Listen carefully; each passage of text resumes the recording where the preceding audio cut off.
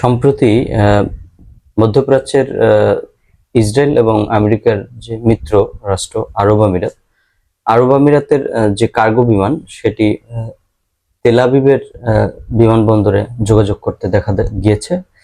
যে এই ফ্লাইট পরিচালনার আসলে অন্যতম উদ্দেশ্য ছিল যে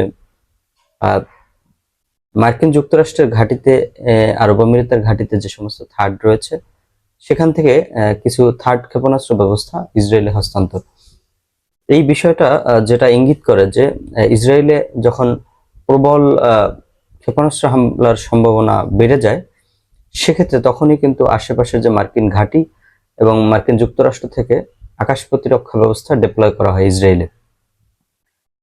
এর পরিপ্রেক্ষিতে এটা ধারণা করা যায় যে ইসরায়েলে ইরানি ক্ষেপণাস্ত্র হামলার সম্ভাবনাই আসলে যে আবার যুক্তরাষ্ট্র এবং ইসরায়েলের পরিকল্পনা আবার ইরানে অ্যাটাক হবে, হয়তো ইরান পাল্টা যে ক্ষেপণাস্ত্র হামলা করবে সেটার যে পূর্ব পরিস্থিতি হিসেবে থার্ড ক্ষেপণাস্ত্র ব্যবস্থা ইসরায়েলে জড়ো করা এটারই ইঙ্গিত দিচ্ছে আরো একটি যুদ্ধের।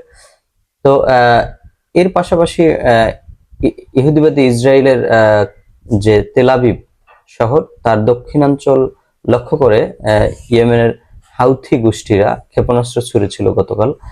সেটি তেল আবিবের দক্ষিণে বিস্ফোরিত হয় এবং কয়েকটি ক্ষেপণাস্ত্র সেটি ইসরায়েলের যে আকাশ প্রতিরক্ষা ব্যবস্থা রয়েছে সেটি আটকাতে ব্যর্থ হয় এবং ইয়েমেনে হুথিদের যে ক্ষেপণাস্ত্র সেটি গিয়ে ইসরায়েলে আশ্রয় পড়ে।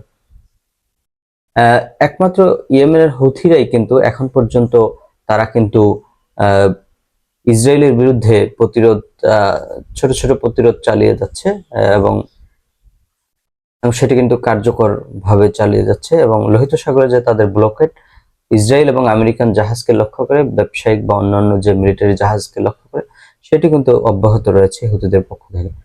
তো আজকের মতো এখানেই বিদায় নিচ্ছি, পরবর্তী সময়ে অন্য কিছু নিয়ে আসবো। আল্লাহ হাফেজ।